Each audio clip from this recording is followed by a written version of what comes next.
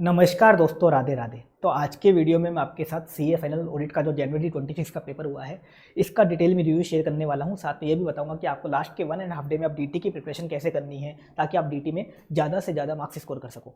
सबसे पहले अपन ऑडिट के पेपर की बात करें जैन 26 के, तो पेपर आराम से आप मैनेज कर सकते थे। एवरेज लेवल का पेपर था। लास्ट टाइम से अगर कंपेयर करें तो उसके मुकाबले आसान पेपर था।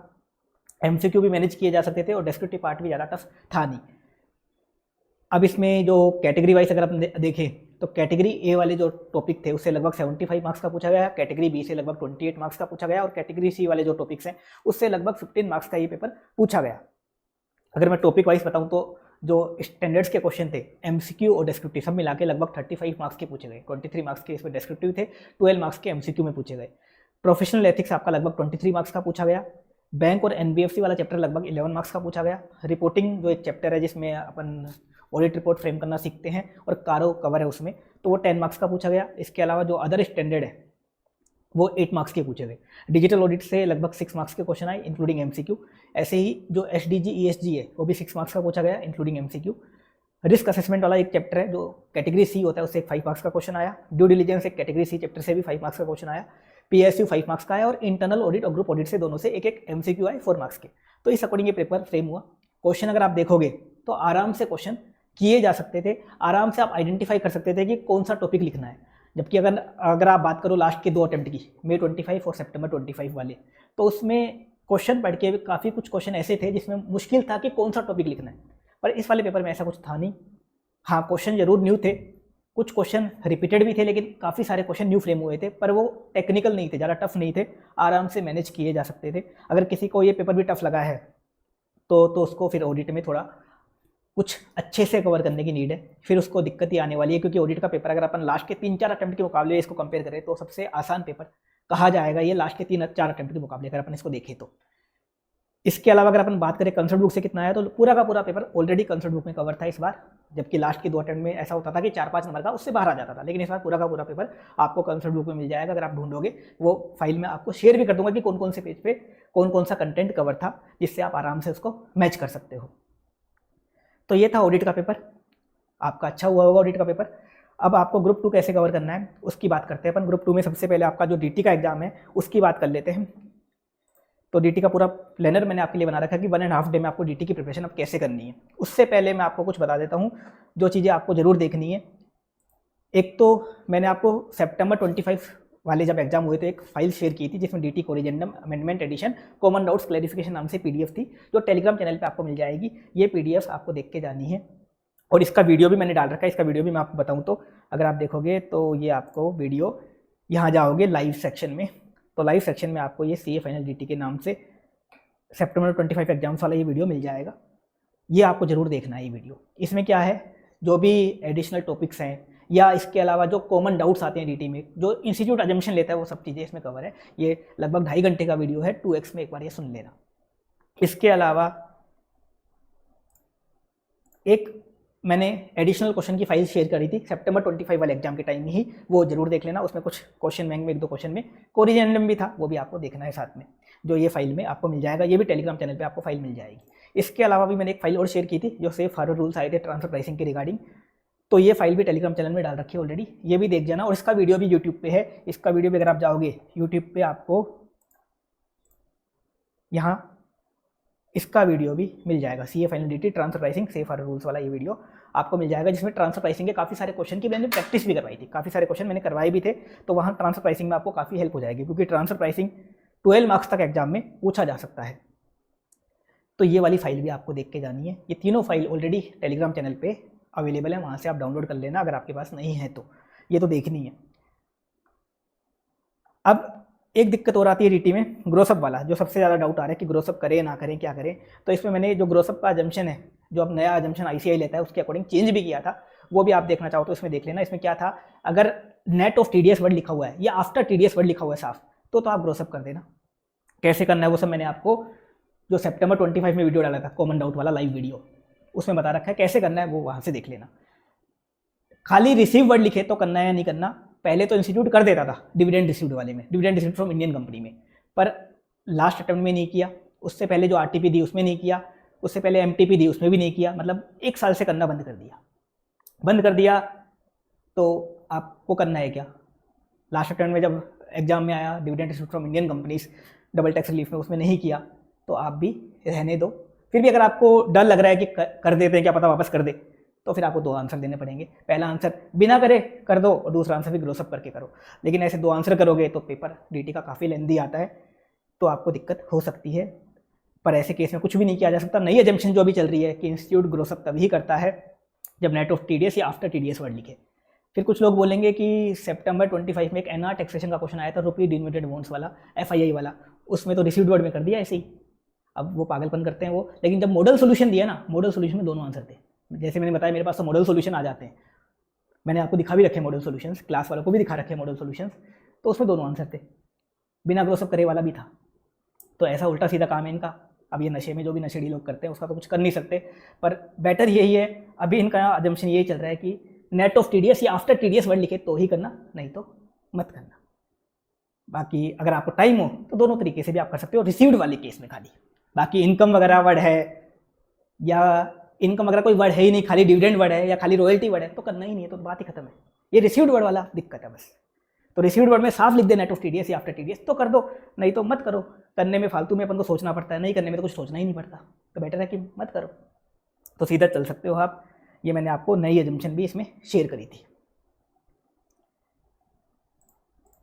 क्योंकि पहले इंस्टीट्यूट करता था लेकिन अब बंद कर दिया।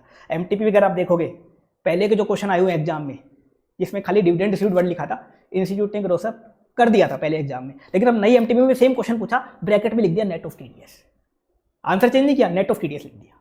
तो इसलिए मैंने बोला कि अब इंस्टीट्यूट ने करना बंद कर दिया, अब वो नेट ऑफ टीडीएस लिख देंगे या आफ्टर टीडीएस लिखेंगे तो करना है। और इनका कोई भरोसा नहीं है कि वापस अजम्पशन चेंज करते, क्योंकि बताते तो है नहीं है, कभी भी अपने मन से कुछ भी कर देते हैं, तो उसका तो अपन कुछ कर नहीं सकते। फिर वो आपकी किस्मत है, 1-2 नंबर आपके जाने वाले हैं, उसमें कुछ भी अपन नहीं कर सकते। तो ज़्यादा सोचना मत कि क्या करे क्या ना करे, बेटर है या तो मत करो, टाइम हो तो दोनों कर देना बस। पर अगर एक ही करना है तो मत ही करना, ज़्यादा सही रहेगा।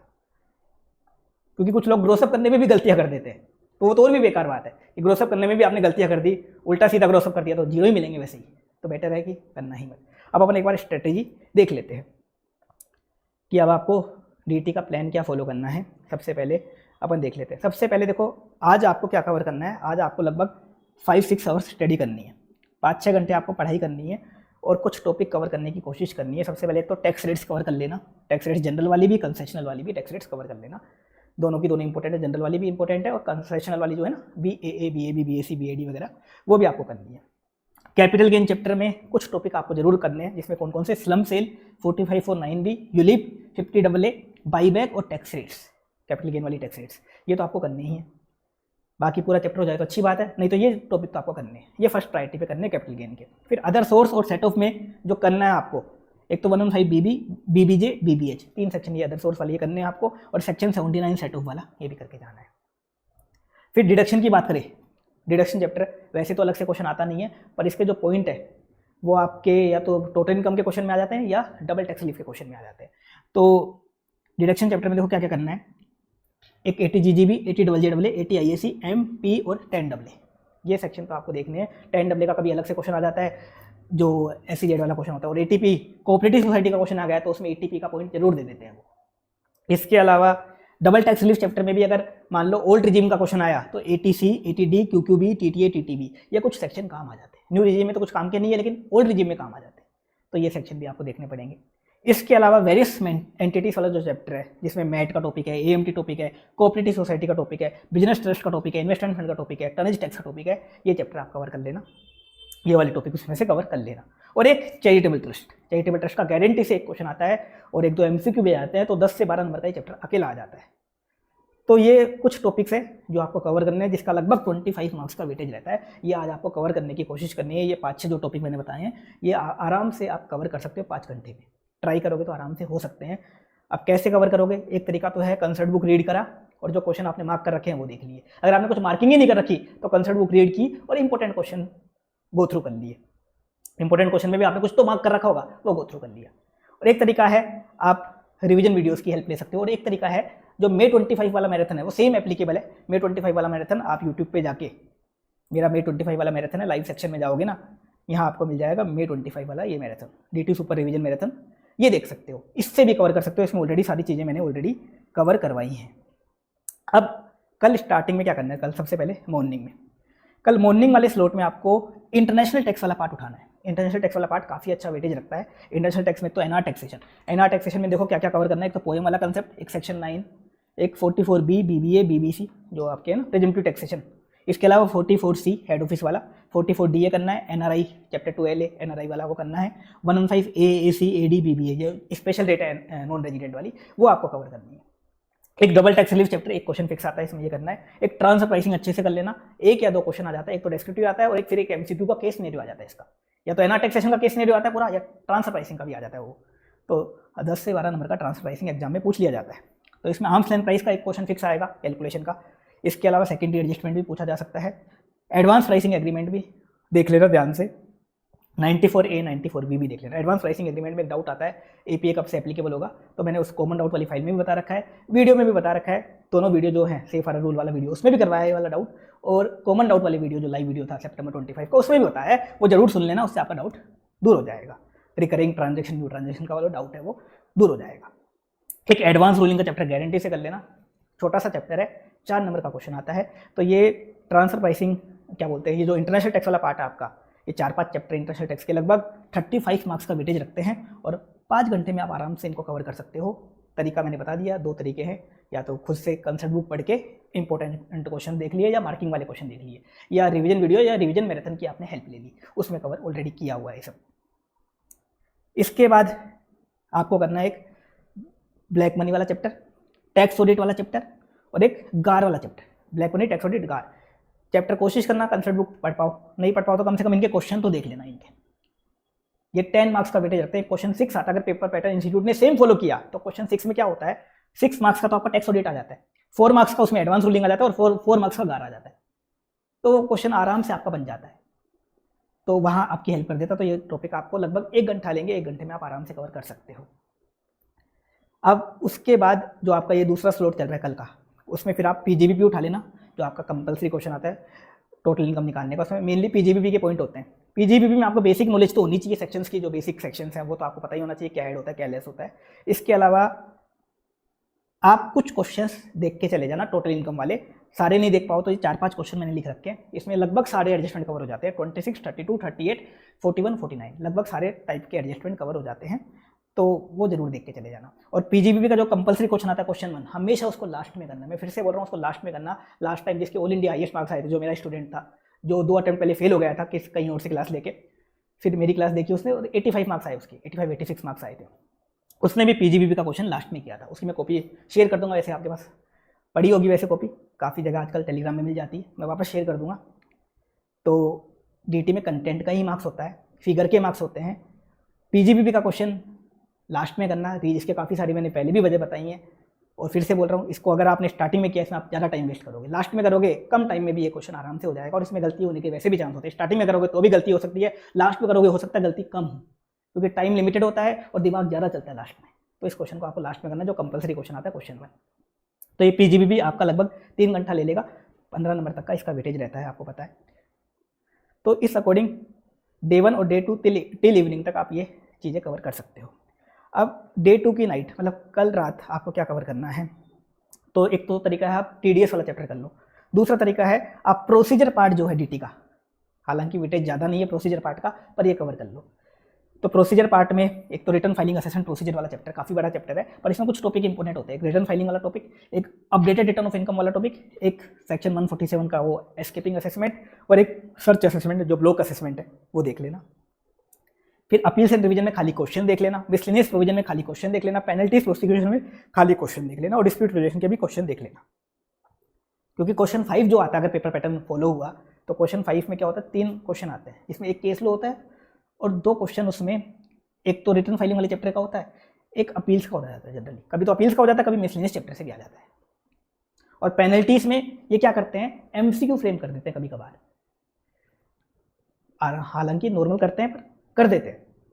तो ये प्रोसीजर पार्ट जो है लगभग 12 से 15 मार्क्स कवर करता है, तो इसको आपको कवर करना है, कोशिश करनी है इसको कवर करने की। कुछ लोग क्या सोचते हैं कि चलो क्वेश्चन 5 छोड़ देंगे, तो ऐसे भी लोग हैं जो उन्होंने प्रोसीजर पार्ट बिल्कुल छोड़ रखा है, तो उनको तो अब देखने का कोई सेंस है ही नहीं कि वो अब देख के कवर कर लेंगे। छोड़ रखा है तब तो छोड़ना ही पड़ेगा। पर ऐसा नहीं है कि paper pattern institute same to same follow करें, हालांकि काफ़ी अटैम्प्ट से सेम फॉलो कर रहा है, पर चेंज भी कर सकता है, कभी कुछ कह नहीं सकते। अब अपन आते हैं एग्जाम डे पे। एग्जाम डे पे अब आप क्या करना, TDS TCS वाला चैप्टर जो गारंटी से आता है 10 मार्क्स का, ये आपको कवर करना है। इसमें काफ़ी सारी रेट्स और एग्जामिशन लिमिट है, तो रेट्स और एग्जामिशन लिमिट TDS की आपको याद होनी चाहिए। कैसे कवर करोगे, कंसर्ट बुक से अपना आप रीड लगा लेना, जो कंसर्ट बुक में जो 10-15 पेज हैं उनको, या तो या रिवीजन वीडियो सुन लेना, उससे भी आपको क्लिक हो जाएंगे कि हाँ ये रेट है, ये एग्जामिशन लिमिट है। रेट और एग्जामिशन लिमिट लिखने से ही आपको TDS वाले TCS वाले क्वेश्चन में आधे नंबर तो वैसे ही मिल जाते हैं, फिर कंक्लूजन वगैरह देना होता है आपको। तो या तो रिवीजन वीडियो की हेल्प ले लेना या कंसर्ट बुक देख लेना। क्वेश्चंस देखने की इसमें नीड नहीं होती, क्योंकि इसमें जनरली नया क्वेश्चन फ्रेम होता है और आसान क्वेश्चन होता है, बस अगर आपको रेट्स और एग्जामिशन लिमिट अच्छे से आनी चाहिए। अब एग्जाम डे पे यही चैप्टर कर लिया आपने TDS TCS, उसके बाद चाहो तो जो इंटरनेशनल टैक्स का थियरी वाला पार्ट है, BEPS tax treaty model tax convention, जो क्वेश्चन 5 में पूछा जाता है, 5 के B वाले पार्ट में 6 मार्क्स का एक फिक्स क्वेश्चन आता है, इन तीनों में से किसी का भी आ जाता है। जनरली BEPS वाले चैप्टर से आता है, पर किसी से भी आ सकता है, तो इसको कवर करना है। जिन्होंने भी कवर कर रखा है तो उनको कवर करना है, तो कैसे कर सकते हो, रिवीजन वीडियो देख लेना, उससे कवर हो जाएगा। लगभग 1 घंटे का रिवीजन वीडियो है, 2x में सुन लेना, उसी से आपका कवर हो जाएगा। जो पूरा पेपर कवर करके जाते हैं, मतलब जो रैंक की तैयारी करके जाते हैं, वो तो क्या ऐसा नहीं करते कि चलो क्वेश्चन 5 छोड़ देंगे, वो तो सब कुछ करके जाते हैं, तो उनके लिए तो ये भी देखना जरूरी है। अब लास्ट में बच्चे केस लो। देखो केस लो का कोई ज़्यादा वेटेज है नहीं, पूरे पेपर में एक 4 नंबर का क्वेश्चन आता है, 4 नंबर का क्वेश्चन आता है, वो भी क्वेश्चन 5 में आता है। जनरली 5 में जो फर्स्ट वाला क्वेश्चन आता है उसमें 3 आते हैं, 3 में से 2 करने होते हैं, उसमें भी एक केस लो का होता है। अगर आप केस लो छोड़ के भी चले जाओगे तो बाकी 2 क्वेश्चन तो उसमें नॉर्मल होते हैं, प्रोसीजर वाले पार्ट, उससे काम चल जाएगा। और एक केस लो जो आता है उसमें जनरली क्या होता है, जो रिसेंट केस लो आए हुए हैं, रिसेंट केस लो ICAI की साइट पे 4-5 केस लो रिसेंट आए हुए हैं, उसमें से आने के चांस हो जाते हैं।